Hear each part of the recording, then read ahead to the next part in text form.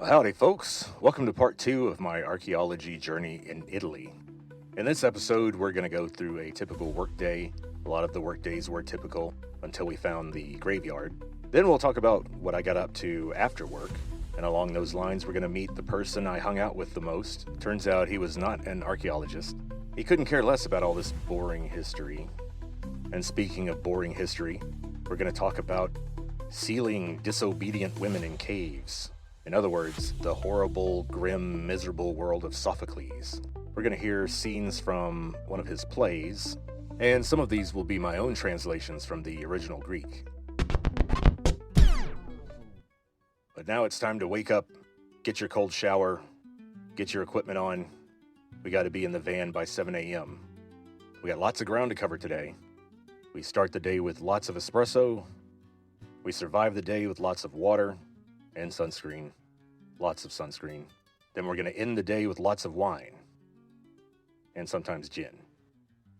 But the only thing that really matters here is that I'm going to get to wear a fedora to work every day. It's finally socially acceptable. And what does ancient Greek tragedy have to do with this ambitious, scrawny American I was in 1999? Was my life going to be a tragedy? Well, the beautiful thing about tragedy is whether my life would become a tragedy was entirely up to me. Anytime you open the script for a play, you'll see a page labeled Dramatis Personae, and those are the people of the drama, the people who our hero interacts with. My 3 primary companions were Steve, Albert, and Daniel.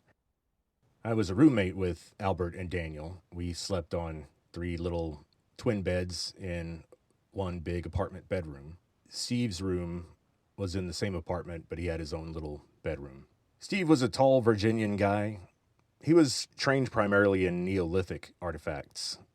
He wasn't a classicist, but he had a lot of training in ground surveys, making maps, and identifying obscure artifacts. In other words, I believe Dr. Carter picked Steve because he would be the most likely to find all of the houses and threshing floors or barge landings, that sort of thing. Steve and I got along okay. I think he found me to be a little overly energetic, a little too talkative, and maybe having one too many suggestions. Later on, when we discovered the graveyard and we were concerned about some security issues, I pushed hard with Dr. Carter to let me solve the security issues myself, which he thought was insane. But in general, I think he thought I had a good eye and didn't complain much in general about hardship. But I certainly had a constant stream of ideas about the mechanics of what we were doing. Steve had been digging around the Mediterranean for a decade, had a PhD in archaeology. He was the guy who ran out of toilet paper on a dig in Israel. Since Steve was the field director and he had his own bedroom and he had been working there for a lot longer than the rest of us, he kind of kept to himself. I didn't associate with Steve that much all the time, except sometimes at dinner. We called Steve the capo. We weren't supposed to use mafia terminology, but in the apartment or in the van, out in the field when we're by ourselves, we would sometimes break out that vocabulary. Steve was the capo. Dr. Carter, being the head guy in charge, he was the capo di tutti capi, the boss of all bosses. Now, the 2 guys that I roomed with were Albert and Daniel. Albert we called the vice capo, the second in command. He was also a tall guy, kind of a deep, booming voice. His Italian was perfect. He was actually part Italian. His family was from New Orleans. He was a very meticulous, curious guy. He knew his languages, he knew his dates, he knew his artifacts. He had family from New Orleans. I know he studied at Tulane and at Harvard. We all really respected Albert because he's a very nice, understanding guy. He had this big booming voice, but he didn't talk much. He had a very dry, subtle sense of humor. Next was Daniel. Daniel didn't have a PhD, but Daniel already had a bachelor's in classics, and he was a grad student. The Mediterranean sun was especially brutal to him. He ran out of his supply of sunscreen rather quickly. We let him borrow some of ours, but ultimately we had to make a special 30-mile trip to search for some suitable sunscreen for him because the Southern Italians, especially the older people, didn't know what we were talking about when we tried to explain sunscreen to them. That was a little frustrating. But Daniel didn't like me at all. He thought I was loud, crude, opinionated. We had words on a few occasions. Snarky schoolyard stuff, questioning each other's judgment or strength or capabilities. All was forgiven by the end of the day, usually because it was 110 degrees out there every day. And we're out there under the sun arguing about angles and maps and total counts of artifacts and logging red flags that we put in the field, walking for 5 hours straight with nothing but some biscotti and espresso. And you're doing this 6 days a week, all day with the same guys. And we're all intellectual, know-it-all assholes, so of course we're going to get cranky. Add to that another element I noticed. People in the classics and people who are in archaeology tend to come from money. And it makes sense because it's not a lucrative career, but it has a lot of cultural cachet. I can see a young kid who's sitting on a lot of generational wealth choosing that to carve out a meaningful life in this weird capitalist system we live in. Daniel also made fun of my original instinct to find a walking stick and hold on to it. I learned as a kid, anytime I was walking through an unfamiliar field with high grass, especially if it's wet or it's been disturbed recently, you bring a stick because you poke ahead to avoid stepping on a snake. And the longer the stick, the better, because in southeast Texas, the snake we're talking about might be 10 feet long if it's a water moccasin. In Italy, we were only concerned with these little black viperi, which, coming from Texas, you're not exactly scared of. There were no rattlesnakes out there, so I was calm and collected. I didn't care. The worst thing we ran into were the vespe, the wasps. So it turned out the stick wasn't absolutely necessary for safety purposes, but it was great for tipping over clods of plowed dirt to see what was poking out underneath. Also, one thing I found out was that spiders love orange groves for some reason. They put their webs all up between the trees, they're on the ground. So whenever we were in orange groves, I had to use the stick to knock down the spider's webs in front of me so I wouldn't walk face first into some giant gross spider. Also, walking sticks just help when you're just plain old tired and your legs need a little bit of help from your arms. When we took all the pauses out, we were walking for about 5 hours a day continuously, nonstop. And not on roads either. We're walking through forests and fields, usually fields that had been plowed a couple of days before. So we were all intellectuals. We weren't breaking world records for endurance. And there were a lot of pauses for us to compare notes and look at maps and write stuff down. But Daniel was a good guy. I would say that on the jerk scale, I was probably a little higher, and so I don't have any negative feelings at all toward the guy. I didn't keep up with anybody after this trip, but I hope he found a program that he liked and got published and made his name. That's what I'm hoping.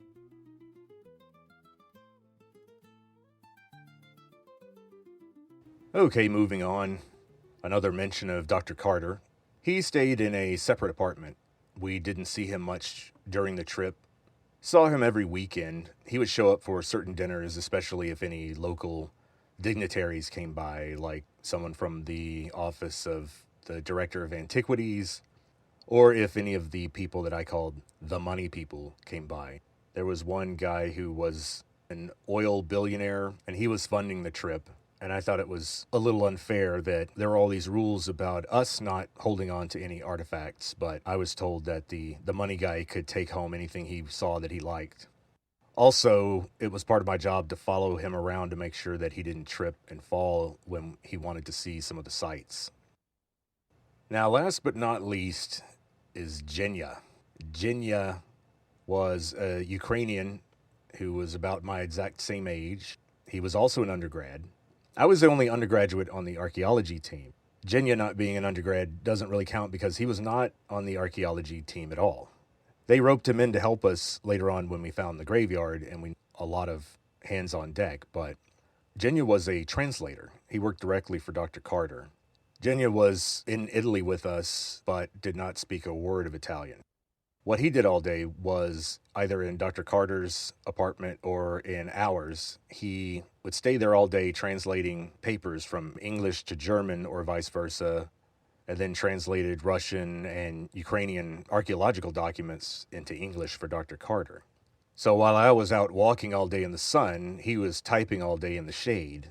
He was worried about grammar and word choice, while I was trying to perfect an exactly 1 meter wide stride so that I could pace off sites and make maps without needing that darn little measuring disc or any other fancy GPS type equipment. And Genya wasn't just Ukrainian, he was Ukrainian, as in with italics, meaning there was no doubt about Genya's ethnicity. He was about 6'1", blonde hair, blue eyes. He was a physically attractive guy. He had a boyish awkwardness that some ladies didn't find endearing. To give you an example of that, when Genya and I went to Naples for the weekend, I made sure to get a proper soccer hooligan haircut, a soccer-style shirt. It's one of those horizontal striped polos, some linen pants, nice leather shoes. All of this to not stick out like a sore thumb in Naples. We weren't going to look Italian, but we could at least not look like easy target tourists. Genya shows up at the train station with a tight white t-shirt that says Taekwondo on the front. Cargo shorts, athletic socks pulled up over his calves, athletic shoes, giant backpack, and in his hand he had a large map which announced to the world that we were tourists.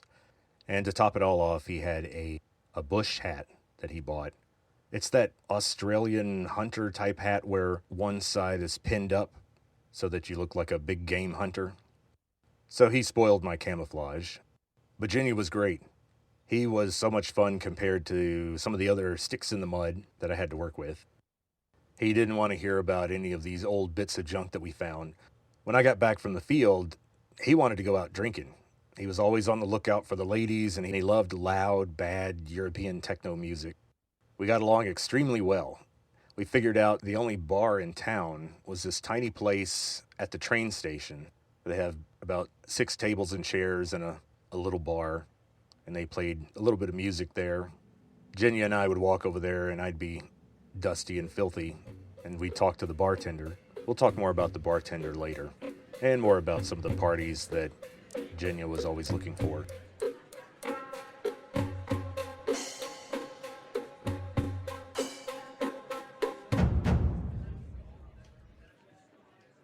Well, there are 3 other characters that we'll contend with in this episode. Of these 3, 1 is real and 2 are fictional. They're all ancient Greeks who lived during the classical period. They're going to be our cultural touchstone for today's episode. The 2 fictional characters are Antigone, the daughter of Oedipus. Yes, that Oedipus. The second fictional character is Creon, who was the brother of Jocasta, Oedipus's mother/wife. Now let's start with the one real person, the guy who wrote these characters, Sophocles. Sophocles, his name means renowned for his wisdom. He was born in 496 BC, so right around 500 BC, and he lived and worked until he was 90 years old. He died in 406 BC. And during this time, Sophocles is in the theater, he's singing, he's performing, he's writing. But as he got older, he also participated in the Peloponnesian War that we talked about in the first episode of this series.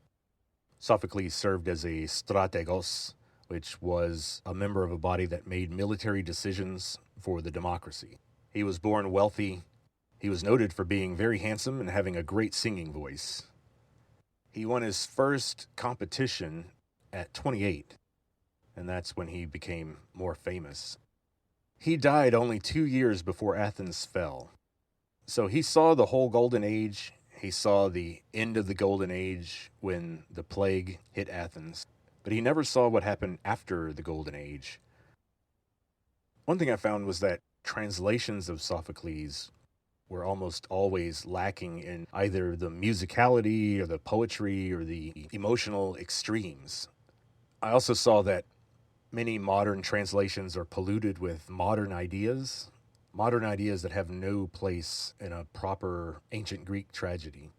And what are these modern ideas? What am I talking about? Well, insanity, like the importance of the individual, or the twisted idea that a person's life is about their personal fulfillment, or the impious idea that humans could ever master and understand nature.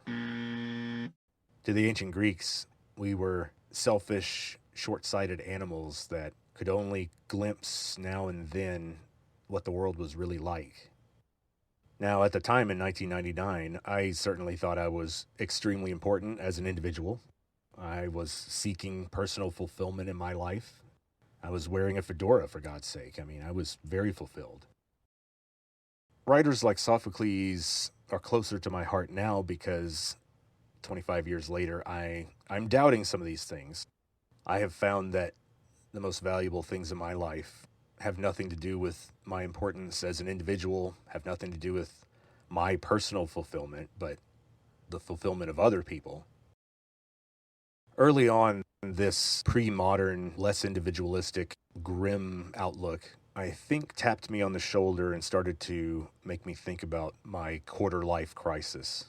When I got back to the U.S., what was I going to do? Was I going to leave my fiance again to go to Israel and dig with Steve with no toilet paper? Or was I going to come back to Austin, finish my degree, and start a family? These were the kinds of questions I started to think about.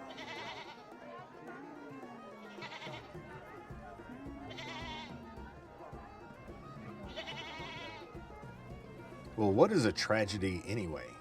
In our modern era now, people are using the word tragedy incorrectly. According to the original technical meaning of the term, a random event is not tragic. For example, the Asian tsunami came out of the blue, killed thousands of people. Not a tragedy. Doesn't qualify. And this is because a tragedy was a kind of morality play that was designed to warn people against the excesses of human pride or ambition. Hubris was the term. It was the problem that tragedy was examining in the human condition. A tragedy only occurred when a human destroyed themselves through hubris. There has to be a central flaw to the character, and the character has to have the capacity for greatness, or has to be a great character. And then they fall not through some random circumstance, but because of a decision they made, because of their hard-headedness, their impiety, their lack of understanding of their proper place in the universe. That's what a tragedy is. So we could think of a story like The Sopranos or Breaking Bad. Those are definitely tragedies because those are characters who are clearly shown to be bright, energetic, charismatic, intelligent, capable, and then through their own pride, problems that come strictly out of their own little brains, they end up destroying everything they love around them and themselves ultimately. That's what tragedy means.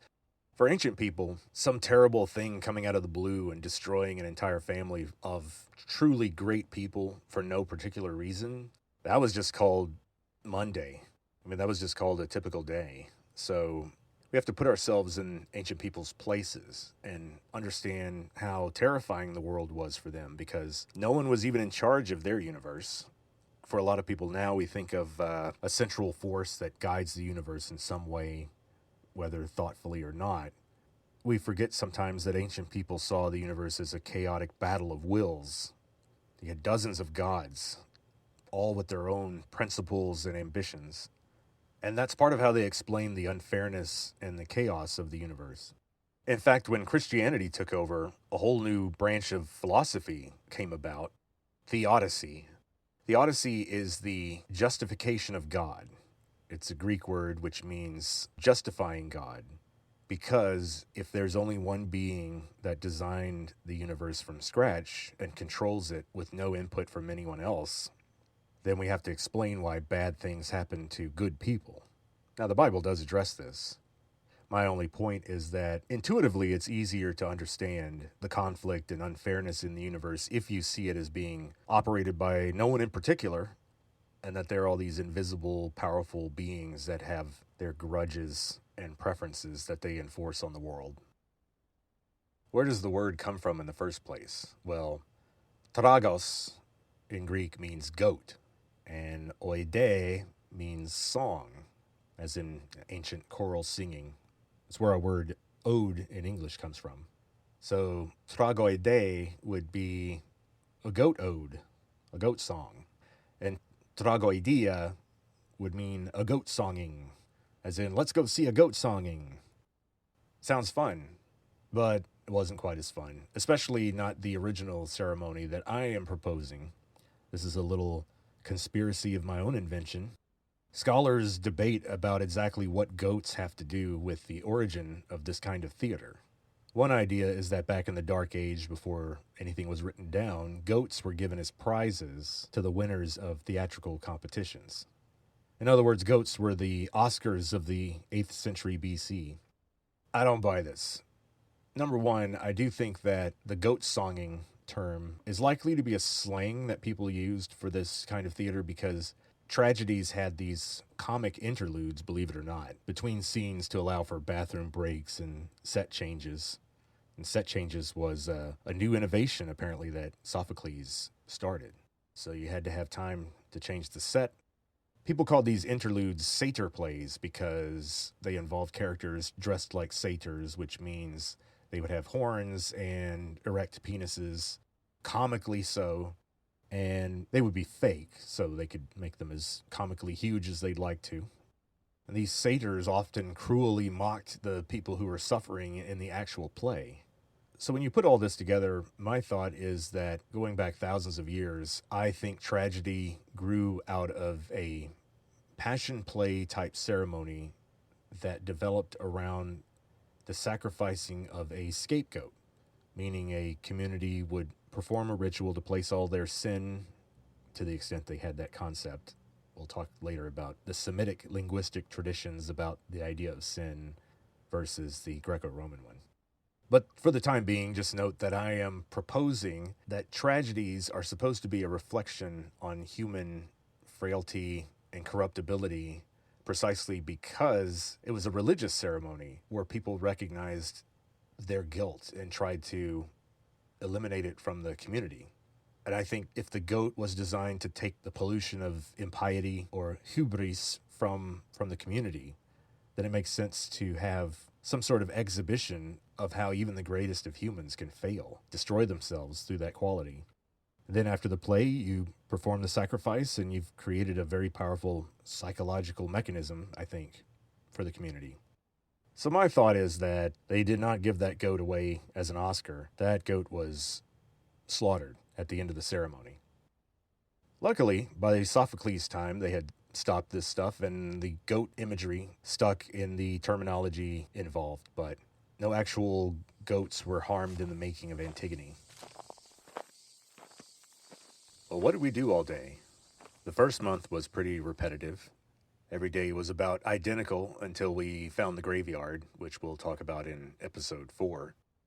Like all cool, sexy jobs, it started before dawn with a 6 a.m. alarm clock. Of course, Albert was the type to always be on time, and there were these big windows of our apartment room that faced out east, and all Albert had to do was open those blinds. And as soon as that Mediterranean sun comes over the horizon, we were all blinded and had to wake up. I can't stress how brutal the sun was. And coming from Southeast Texas and being used to extreme heat, there was something different about the quality of the sun. I'm not sure it had to do with the dry air either, because I have spent a lot of time in New Mexico and Arizona. And so for some reason, the Italian sun was harsher.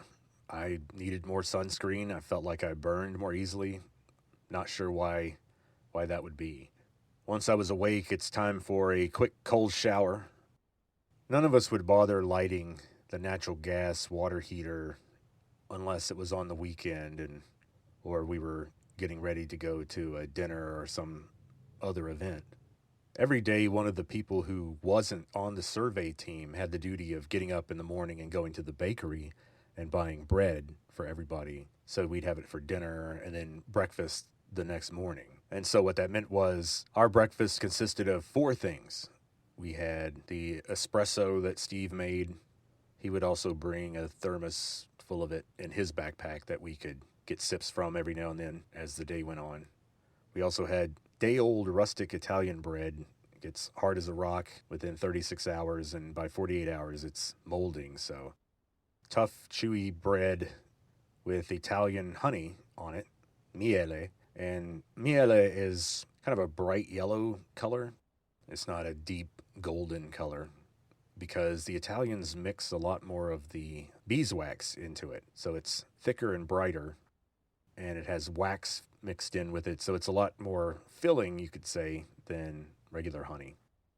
We glanced at the map and talked about where we were going, and then we all piled into the Peugeot van by 7 a.m. to get out into the field. What we were doing was survey work. So there were designated areas on the map where they thought that there might be some sort of site, and our job was to survey it, walking 10 meters apart in a grid that covered every section to check for artifacts, basically. We would make a map of where we found the artifacts, then those maps would be reviewed to look at opportunities for excavation to learn more. Like I said earlier, excavation is the expensive part, so we want to be sure before we do that. We were doing the survey part, which is a lot cheaper because then you just hire some tedious intellectuals to slather on some sunscreen and take some counters and look for bits of pottery. So let's talk about the equipment that I brought. I made a couple of trips to the Army surplus stores here in Austin. I got myself some very dorky, very high athletic socks. They looked terrible, but they were absolutely necessary due to all the thorns and nettles that you find out there. And over those socks, I put some Israeli combat boots. These were my prized possessions. They're canvas-based instead of leather-based, and I figured I would need lots of breathable material due to the heat. I wasn't worried too much about mud or walking through water. These boots were also great because they had a type of canvas strap that wrapped around your ankle and then could be buckled as tightly as you want. And so that gave you a lot of ankle support, which was very helpful for me walking through clods of plowed earth and over rocky slopes and forests. Of course, when I bought these canvas boots, I was thinking, well, I'm not going to be walking through a lot of floodwaters, but of course, there were a couple of outrageous flash flood storms that just cropped up out of nowhere, and my boots were pretty useless for a few days. Got to have some cargo shorts, of course, and as many pockets as possible. Everything's got to be cotton, very thin, easy to wash and dry. So I brought a few of those khaki cotton work shirts, the kind with the straps that button to hold up your rolled up sleeves. We had no washing machine, no dryer. What you did with all your clothes, you wrung them out, then hung them out on the balcony. And in this Mediterranean summer, your clothes are dry in like 20 minutes. I mean, you put them out on the line before you leave in the morning. When you come back, you can fold them up because they're done. Also needed to bring a couple of bandanas, my watch, the walking stick that I talked about earlier. Sunglasses were absolutely necessary. It was an achievement just not to be blinded by the sun around noon, but to actually be able to look at the dirt and find pieces of pottery poking out of the soil. You really needed some good glasses to cut down on the glare and to be able to see through all that stuff. You absolutely needed a hat or your ears were going to get fried. I brought a straw fedora.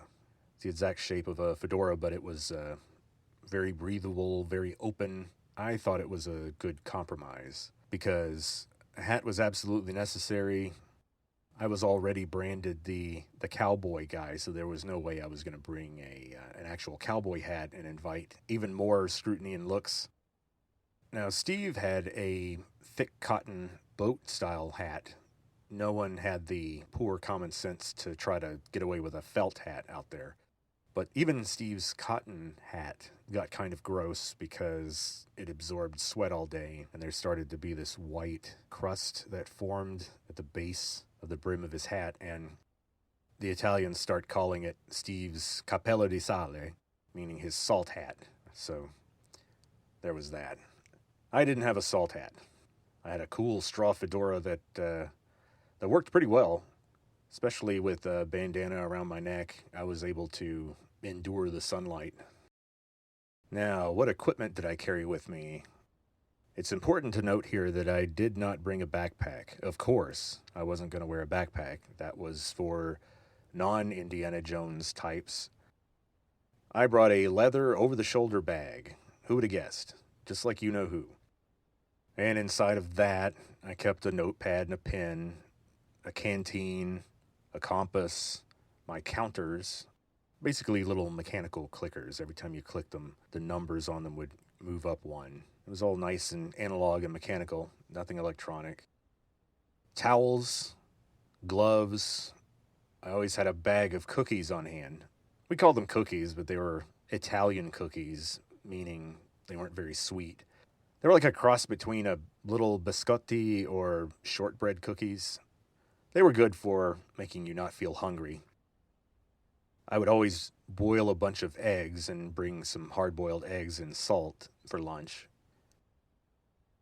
I kept these suction cups in my bag also. They were supposed to help for snake bites. Never came across a snake, but I did get bitten by one of these little Italian wasps, and I used the suction cup to pull the venom out, apparently, and it worked, so. Then, this is Italy, of course, so I brought toilet paper with me. And then, of course, the most important thing to bring along, water. I would fill up my canteen, then bring 2 more liters of water.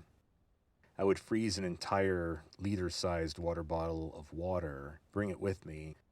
Then halfway between the van and the fields we were going to survey, I would stop and bury the water bottle so that on our way back, we'd have it there and it would be just the right temperature. So managing water was an issue. Also, this may have changed, but in 1999, it was kind of hard to find bottled plain water in Italy. Anytime you went into a shop or a bodega, they'd have plenty of bottles of water, but they would all be different kinds of mineral water or frizzante. They would all be sparkling water. You'd have to ask and look to find big plain bottles of acqua liscia, smooth water, which was considered weird. I think the idea was, if you want just plain water, drink it out of the tap. But of course, we needed those bottles to wander out in the wilderness all day. Your average Italian wasn't doing that. So every day, we would work a particular area of the map. It was all based on satellite photos compared with ancient maps. We would find a field, and we would focus on areas where we thought we'd find a lot of things, which would be fields that were plowed up recently. We would establish a grid pattern, 10 meters between each person to walk over that field. If we found a roof tile, we would yell tile, and then we would use our thumb to click on our tile clicker to advance one. If we found a broken piece of a lamp or culex or a vase of some kind, we would yell sherd, because shard is not technically correct, and we would click on our sherd clicker. Once we were done walking the pattern, we would compare notes and we'd talk about how many tiles we found and where. We also kept a bundle of red flags, little metal posts with plastic red flags, and we'd put those in the ground anytime we saw something especially interesting, like a chunk of limestone, which would indicate a very serious structure, or a bit of pottery that had any painting on it, which could really help date the piece. So avoiding heat stroke was the main order of the day. We would always have a mid-morning cookie and water break around 10 o'clock. And then around noon or 1, we'd stop for our main lunch break, which would be eggs and salt. Somebody would have some Roma tomatoes usually. And we'd finish out the cookies and the water. And after our mid-afternoon break, we'd finish up whatever we were doing and head back to the van. And what did we get up to after work? Well, we'll talk about the bar at the train station and our dinner routine later on.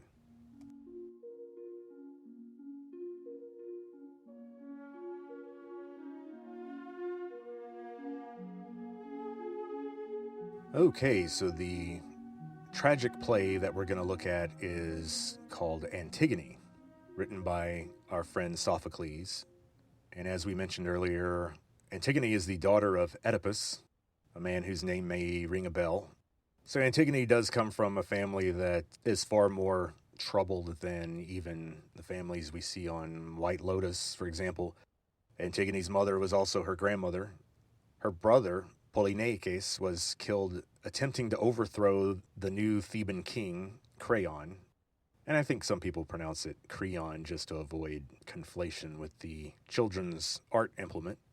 So Creon is Antigone's uncle, but he also has to take a hard line.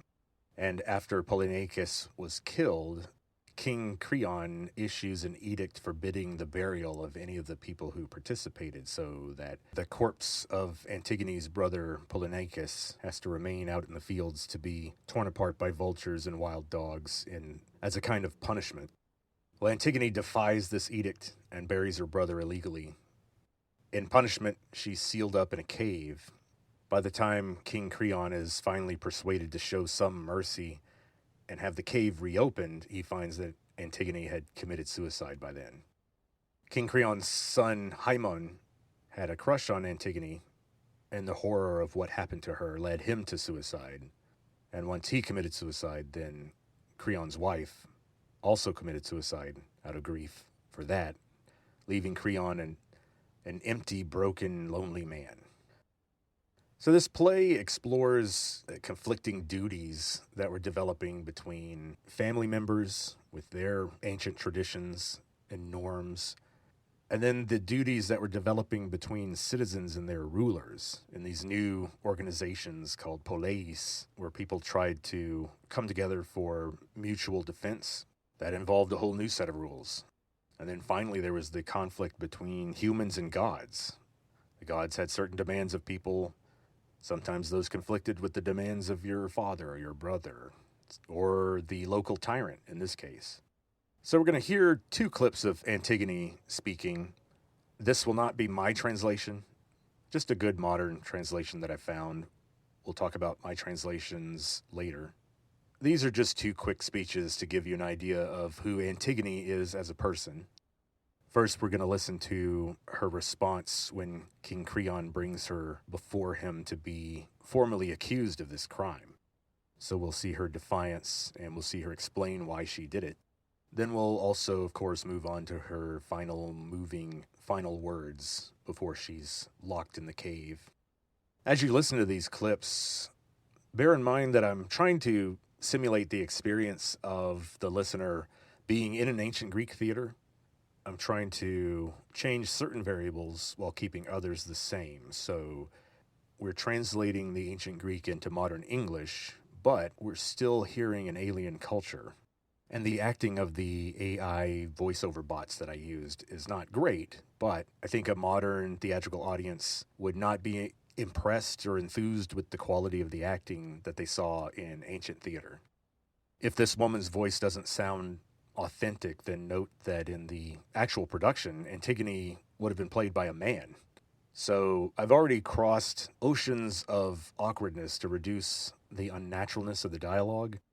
And I think the gulf that remains is educational, because the acting style would have been extremely formulaic by modern standards. It would be more like no theater or kabuki theater in traditional Japan. Let's go on and listen to what Antigone has to say, and this is what she tells her uncle Creon when she's arrested for performing the illegal burial of her brother. Now, girl, were you aware of my decree? How could I not have been? It was well known to all. And yet you dared to disobey this law? Yes, because Zeus did not make that decree. And Dika, goddess of justice, did not ordain such a law for mortals. I didn't think your decrees were strong enough to outweigh the firm and unwritten laws of the gods. They live not just today or yesterday, but for all time, and no one knows how long ago they were revealed. I was not about to pay the gods' price for fear of one man's arrogance. But if I die before my time, I count it as a gain.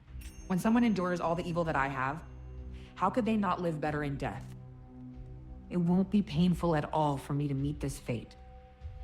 But if I had allowed the son of my own mother to die and remain unburied, that would have tortured me.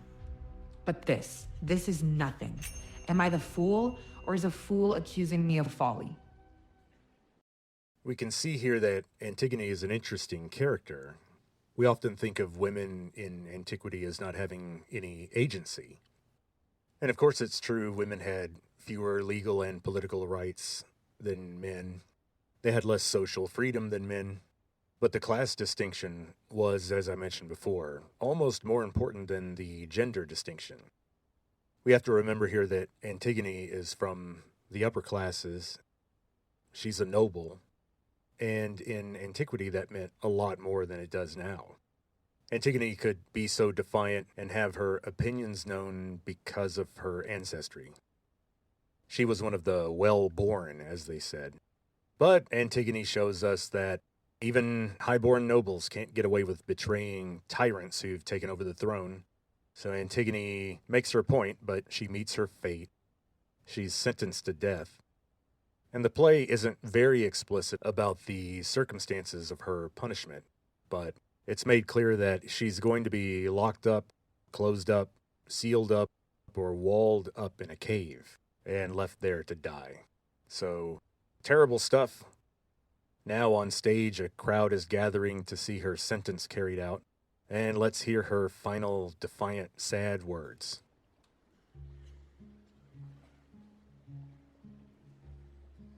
Unwept, unloved, unwed. I am led in misery down this final path. No more can I, unhappy girl, behold the sacred eye of the flaming sun.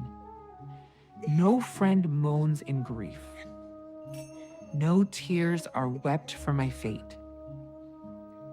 O tomb, O bridal chamber, O deep dug everlasting home, the place I go to join my own.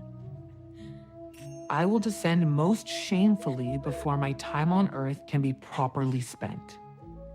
But when I go, I cherish the thought that I will go dear to my father, and dear to you, mother, and dear to you, my brother. Since when each of you died, I washed you with my own hands.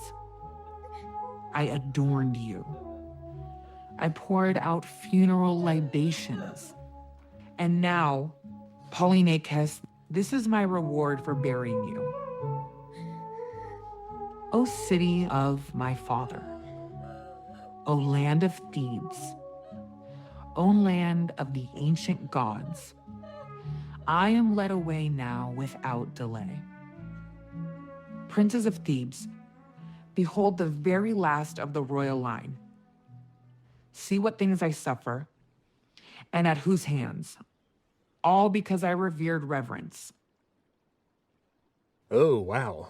Okay, well, if I were a young, ambitious actor in Golden Age Athens, I'd be pretty excited about having those lines to deliver. That's an opportunity for Oscar-winning acting. So I guess we can think of Antigone as ancient Oscar bait, or maybe goat bait. We can imagine Greek actors in the Dark Age dreaming about being nominated for a goat someday. Then at the award ceremony, they hear their name called, go up to the stage, take the goat's leash from the presenter, and then make some long, boring speech thanking Zeus for their success. Now moving on from the heartbreaking drama to the dry mechanics of translation. What we just heard was not my translation, that was a mixture of other solid modern ones. But sometimes the translations aren't so great. The early modern translators showed a lot of reverence for the grammar and getting certain things accurate, but sometimes they would lose sight of the cultural elements in the script, and in particular the musicality of the dialogue.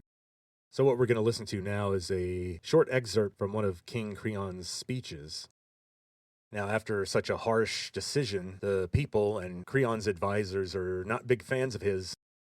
And in this next exchange, Creon is mauling about all the awful things he's done, and he rebukes the men who are questioning his authority. This is a stodgier, older, less lyrical version of Creon's speech, and this is what I would consider to be a translation that doesn't carry over the vibrance or the musicality of the original. Let's listen. Old man, you all shoot your arrows at me, like archers at their mark, and I am not safe even from the plottings of the seer's divine art. But by their tribe, I have long been bought and sold, and made their merchandise. Turn your profits, make your deals for the white gold of Sardis and the gold of India, if it pleases you, but you shall not cover that man with a grave, not even if the eagles of Zeus wish to snatch and carry him to be devoured at the god's throne. No, not even then, for fear of that defilement will I permit his burial, since I know with certainty that no mortal has the power to defile the gods. But even the exceedingly clever falls with a shameful fall, when they couch shameful thoughts in fine phrasing for profit's sake. Okay.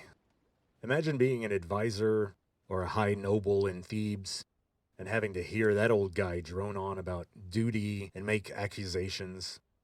He's clearly feeling the heat from the people around him. Now we're going to listen to the same passage, but using my translation.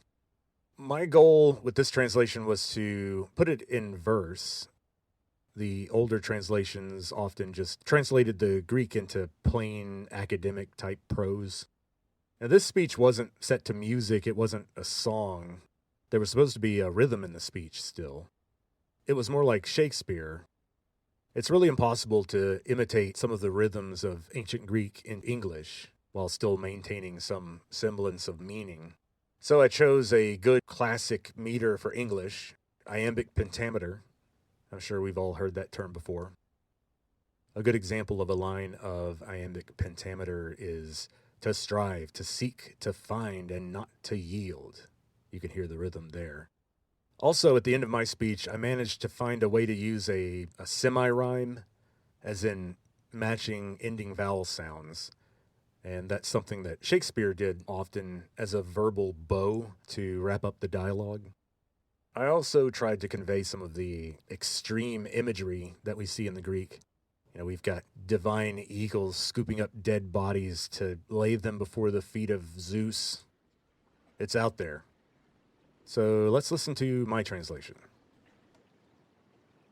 Gentlemen, you're all like patient archers with their arrows drawn. I'm just a useful target for your prophecies. But I was traded by your kind and shipped away in days long past. Go trade your goods for silvered gold from Sardis if you want, and gold from India. But that man you will never bury in a grave. And if, by Zeus's eagles, he is snatched away and carried up as food before the throne of God, I still would not allow this burial. I can't. A mortal can't commit this kind of blasphemy. The lives of very clever men will end in shame when shameful thoughts are dressed in careful words for gain. Well, he certainly thinks he's right about everything. He is basically the only character that makes it out of the story alive. I suppose one lesson of ancient writing is that only the good die young. If you're some kind of old, awful, cruel, greedy person, then you get to live forever. So I've always tried to live by that principle. I tried to become as awful and cruel and greedy as possible so I could live a long time. And I'm doing fine so far. I think I'm onto something here. Okay, let's get back to our story and see what the younger, less awful version of me was doing after work each day.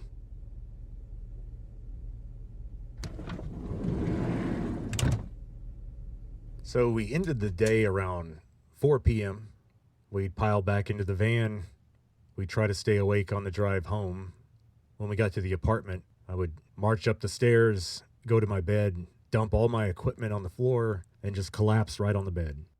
Dirt and all, boots and all. For the first few weeks, I was just too tired to do anything else after work. I'd just go unconscious and sleep until somebody woke me up for dinner at 7 o'clock. But after I got into better shape, lost some weight, got used to the routine, I'd start meeting Jenya at the one bar in town that we found at the train station. So from about 4:30 to 5:30, Jenya and I would have a few drinks. And we knew we'd be having as much wine as we could stand with dinner. And Italian beer was not amazing. So we ended up settling on what I guess you could describe as an Italian Tom Collins. It's basically San Pellegrino limonata with gin. So we just order in Italian as una limonata con gin. The bartender there was this guy named Enzo. He was Italian, but he had apparently spent a lot of time, I don't know, in Switzerland or somewhere, but he spoke some German and a little tiny bit of English. Jenya, of course, spoke Ukrainian and Russian, and then also German and English very well. Then here I am with English and a tiny bit of Italian and a tiny bit of German. Somehow we managed to get some kinds of conversations done. The cool part was this was before Italy switched to the euro, so they were still using lira. The lira was plummeting in value, so money wasn't much of a concern for us. We made sure not to change all our money at once, so we felt like we were getting richer and richer as the summer wore on. So after the bar, I'd come back and sleep from about 5:30 to 6:30, maybe a little closer to 7. Somebody would wake me up with enough time to get a shower, change clothes, because we always wanted to be presentable for dinner. Dinner was a big deal. The university hired a local lady to be our chef, and she made giant dinners 6 days a week. Dinner would last from 7 to about 11. It was a 4-hour deal. Maria would make frittatas, basically these sort of tough Italian omelets. Pasta fagioli, lots of beans in South Italy. There was some really good seafood stuff we had all the time. We had these a spicy mussels dish. Then we had, as I mentioned before, the fried fresh anchovies. In South Italy, there's a dish that's really popular that they just call frutti di mare, which is just the fruit of the ocean, the bounty of the sea. And it's shrimp and scallops, usually, in a clarified butter sauce with angel hair pasta. It's very good. Lots of bread. For dinner, we'd have a couple of big loaves of the bread from the bakery just that morning. And so we wouldn't cut into it till right when dinner was served, and that's when it's the best. There'd always be a chunk or two of sausage for your plate, and the Italian sausage there was extremely fatty, big chunks of white fat, and lots of fennel. And then a lot of table wine. Now, dinner wasn't just for me, Steve, Albert, and Daniel. The vegetarians would come over from their own apartment. We had a big table on a big balcony outside the apartment, and we were like on the 4th floor. So we got a good view of the town, but as I mentioned earlier, there's not much to see. It faced east, so you basically just saw some rundown buildings, and then the train station, and then wilderness. And that's only when the moon was out. On really dark nights, you didn't see much at all off the balcony. The vegetarians would usually show up late for dinner. They didn't do the survey work, so they weren't as physically tired, at least. So they would go to this abandoned building halfway between our apartment and the train station, and somehow they had found a supply of marijuana in Italy, and I have no idea how they found that connection, but the laws were pretty strict about that as far as I knew. Now, alcohol, all bets were off. I saw 15-year-olds chugging wine, no problem. Maria expanded her repertoire of dishes for the vegetarians. At first, she couldn't really understand it. She kept asking, "Non mangiano carne?" They don't eat meat? And we kept saying no. She'd sort of shrug her shoulders and go back to what she was doing. So we'd have the vegetarians, but then as the summer went on, we had other dignitary guests. We had a couple of art historians. This lady who was she was Portuguese and she was a ceramicist. She came by to study some of the artifacts from the Banca. Then we had some people from the Department of Antiquities. A lot of these Italian guests would be very quiet during most of dinner, but then start telling stories and jokes that everyone was laughing at, but they would tell the story in Italian, so I was barely keeping track of what they were saying. After dinner, Steve would hang out on the balcony, look at his notes, start planning the next day while he was drinking his Amaro Lucano, which is a kind of bitters that they drank in Basilicata in that region a lot. It tasted like Coca-Cola syrup, the stuff that you connect to your source of carbonated water to get a fountain drink, but when it's super concentrated, sort of like a black, super sweet liquid, well, that's what this stuff was. And supposedly it helped you digest your food properly and had all sorts of medicinal benefits, but I didn't like it. It was gross, so I'd be asleep by midnight.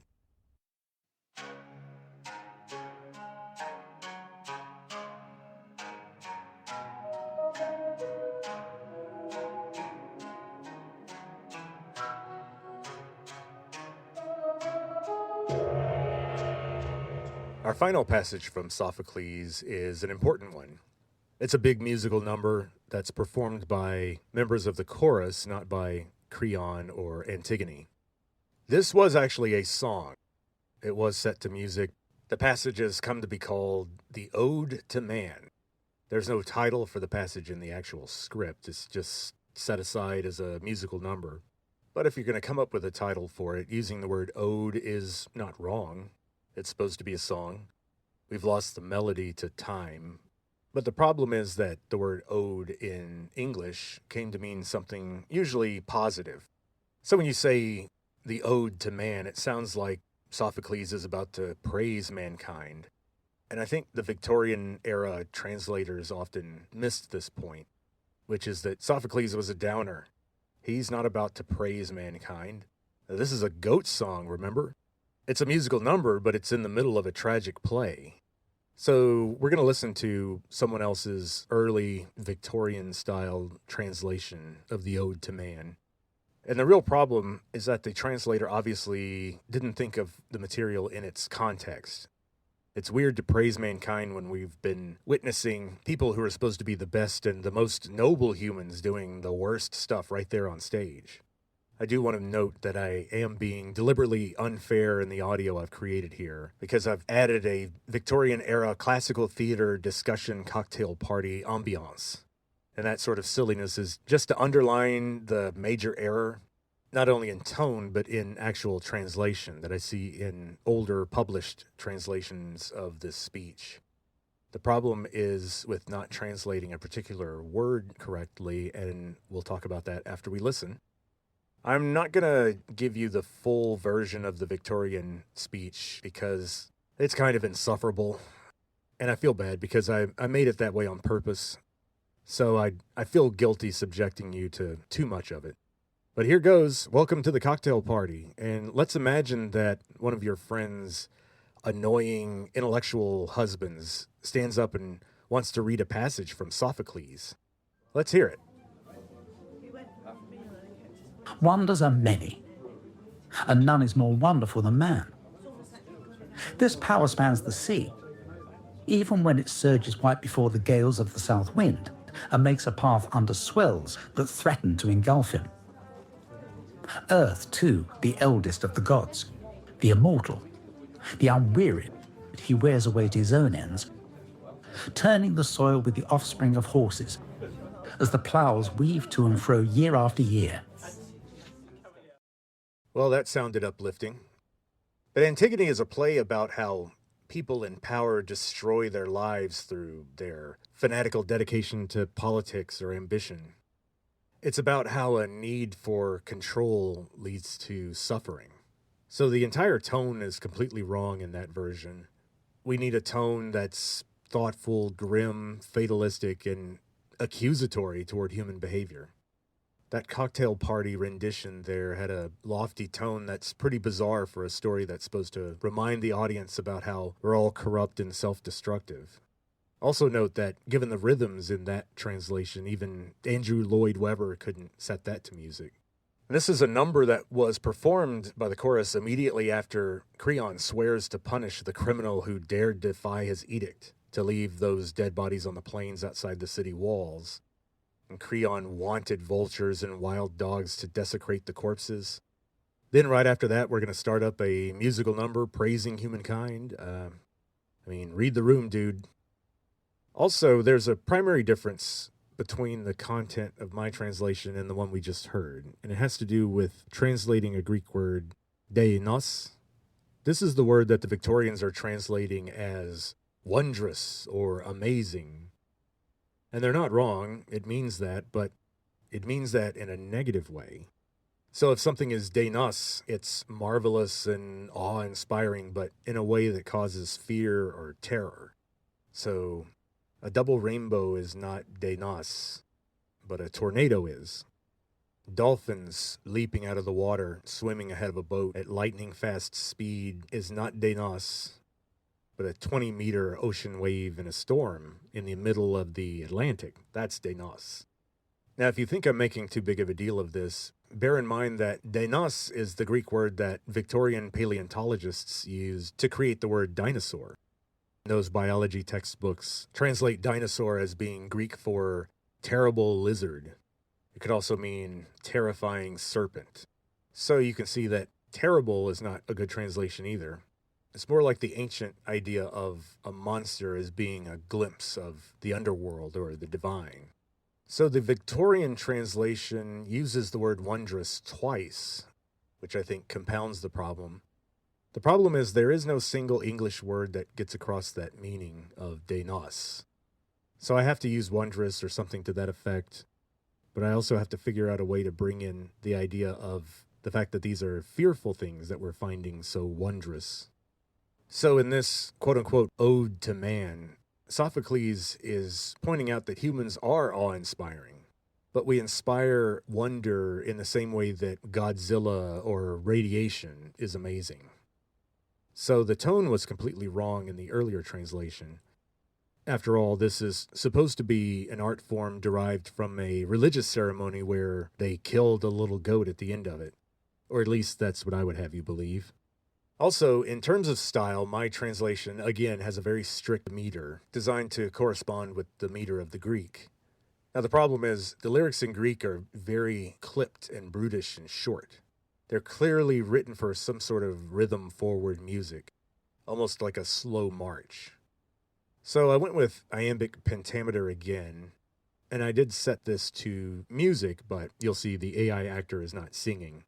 I couldn't see a way of accomplishing that without some extreme cringe. So bear in mind, I envisioned this as something that would be performed along with cool costumes and pantomimes that reflected what was being sung about. So my goal here was to evoke the mood that I think would be present in the theater when this number was performed. And as you'll see, it's quite different from what most people might expect from reading those old, cheery translations. Let's take a listen.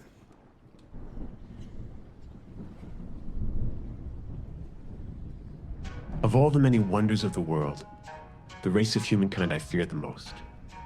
This creature sails across the silver sea, though beaten back by surge and southern wind.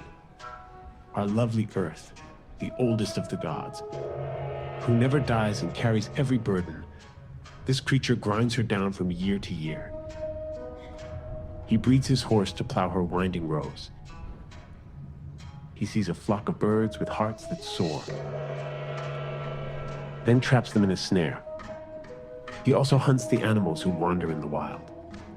He weaves his nets with cunning hands to drag a brood of salty creatures from the deep. His able mind beguiles the herds that roam the hills and tames the bristled necks of horses on the plain.